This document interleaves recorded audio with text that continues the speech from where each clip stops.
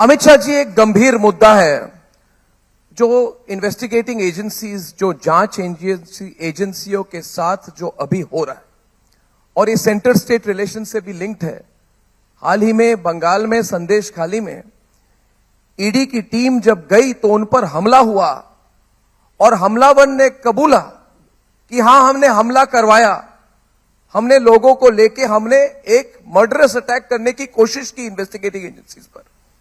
और ऐसे लोगों को समर्थन भी मिलता है वहां के जो रूलिंग पार्टी है स्टेट की। ईडी के समन भेजे जाते हैं मगर नेता हाजिर नहीं होते हैं।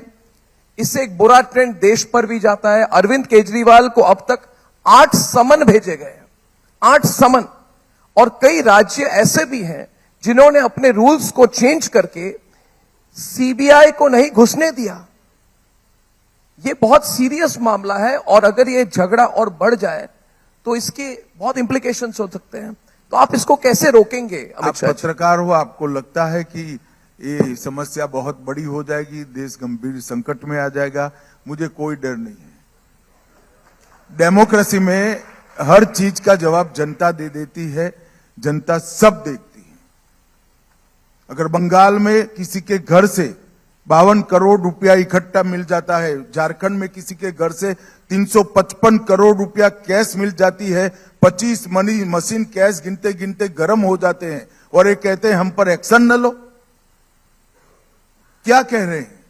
मैं आपको बताना चाहता हूं कि यूपीए सरकार के खिलाफ 40 केस सिर्फ यूपीए को रजिस्टर करने पड़े। हम ऑपोजिशन में थे, संसद में मामले उठाते थे, पीआईएल लगाते थे, कोर्ट ऑर्डर करती थी, उनको जांच करनी पड़ती थी। उस वक्त तो आप ही सत्ता में थे भाई। और आज देश में अदालतें हैं। अगर किसी को अन्याय हो रहा है तो अदालत में जाइए, अदालत सुनेगी आपको।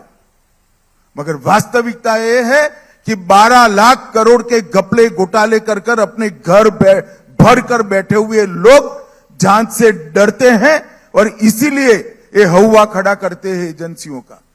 मैं आज उनको कहना चाहता हूं, 12 लाख करोड़ के घपले घोटाले किए, सैकड़ों जांच आपके सामने हुई, जेल में जाना पड़ रहा है। 23 साल से नरेंद्र मोदी सत्ता पर है, मुख्यमंत्री भी रहे, प्रधानमंत्री भी रहे, 10 साल से हमारी सरकार है। एक चार आने का भी आरोप नरेंद्र मोदी पर हमारे विरोधी भी नहीं लगा। हमने पारदर्शिता से शासन किया है। और मैं आज फिर से एक बार कहना चाहता हूं विपक्ष के मित्रों को, आपके खोखले प्रचार के साथ जनता आने वाली नहीं है। आप इससे एक्सपोज हो रहे हो, आप कानून का साथ नहीं दे रहे हो। अगर आपको कोई ग्रीवेंसेस है तो अदालतों में जाना चाहिए, वहां से प्रोटेक्शन लेना चाहिए। मगर आप कोऑपरेट नहीं कर रहे हो, वो तो ठीक नहीं हो रहा है। मैं किसी व्यक्ति के बारे में नहीं कह रहा हूं। जहां तक संदेश खाली का सवाल है, मैं मानता हूं संदेश खाली की घटनाओं ने बंगाल के शासन को 100% एक्सपोज कर रख दिया है। एक महिला मुख्यमंत्री के राज्य में जिस तरह से धर्म के आधार पर महिलाओं का शोषण हुआ है, वो सहन ही नहीं किया जा सकता। हम इसके खिलाफ लड़ेंगे, एड़ी चोटी का जोर लगाकर लड़ेंगे और बंगाल में हम परिवर्तन कर रहेंगे। आपने संदेशखाली पे जो कहा, इसके लिए बहुत बहुत धन्यवाद अमित शाह जी। सब लोग सुनना भी चाहते थे और आज आपकी जो मैसेज है बहुत क्लियरली जा चुकी है। मैं आपको कहना चाहूंगा कि संदेशखाली के महिलाओं के साथ जिस तरह का अत्याचार हुआ है, और ये अब नहीं, 1-2 महीने से नहीं, ये कई सालों से चल रहा है। और जब हमारी टीम भी वहां गई तो हमारे रिपोर्टर भी अरेस्ट हो गए और रिपब्लिक बांग्ला ने जब सच दिखाया तो हमको भी कुचलने की कोशिश की गई थी। मगर आपने जो आज मैसेज दिया है बहुत बड़ी बात है। बंगाल की परिस्थिति पर मैं चाहता हूं थोड़ा और आप बताएं, आप बंगाल की लॉ एंड ऑर्डर सिचुएशन पर, संदेशखाली नहीं, इसको आप कैसे देखते हैं? हर दिन ऐसे न्यूज में इस तरह की घटनाएं आ रही हैं आजकल। देखिए, बंगाल एक बॉर्डर स्टेट है। हम सब जानते हैं कि घुसपैठ की समस्या सबसे ज्यादा अब कोई एक राज्य में बची है तो बंगाल में बची है। और मैं बिल्कुल विश्वास के साथ देश की जनता को तथ्यों के आधार पर बता रहा हूं कि बंगाल से जो घुसपैठ होती है वो स्टेट स्पॉन्सर घुसपैठ है। इसमें किसी को शंका रखने की जरूरत। स्टेट स्पॉन्सर्ड इन्फिल्ट्रेशन, अपनी वोट बैंक की राजनीति को बढ़ाने के लिए, अपनी वोट बैंक को बढ़ाने के लिए राष्ट्रीय सुरक्षा को ताक पर रखा जा रहा है। ये बहुत गंभीर समस्या है और बंगाल की जनता भी उसको मान रही। मैं आज पूरे देश भर के लोगों को बताना चाहता हूं कि देश ने बंगाल के साथ खड़ा रहने की जरूरत है।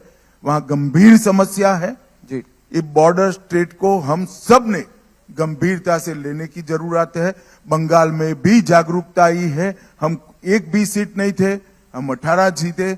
इस बार हम 25 का आंकड़ा पार कर कर पूर्णता की ओर आगे बढ़ रहे हैं। हमारे 2 एमएलए थे, 77 बने हैं। हम मजबूत विपक्ष के रूप में हमारी भूमिका अदा कर रहे हैं। बंगाल में जो शासन है वो भ्रष्टाचारी है। बंगाल में जो शासन है वो धर्म के आधार पर अपीसमेंट करने वाला शासन है। बंगाल में जो शासन है वो न्यायी शासन है।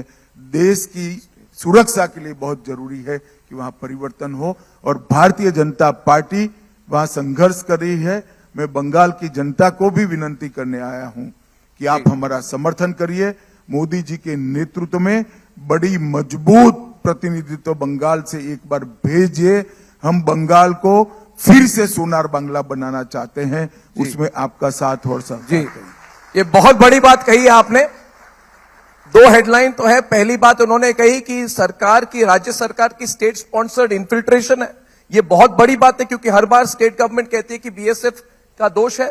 और दूसरी बड़ी बात आज आपने कही कि 18 नहीं 25 से ज्यादा 42 में से out of 42 more than 25 seats he says is going to be the target for the BJP in Bengal. That's a big headline.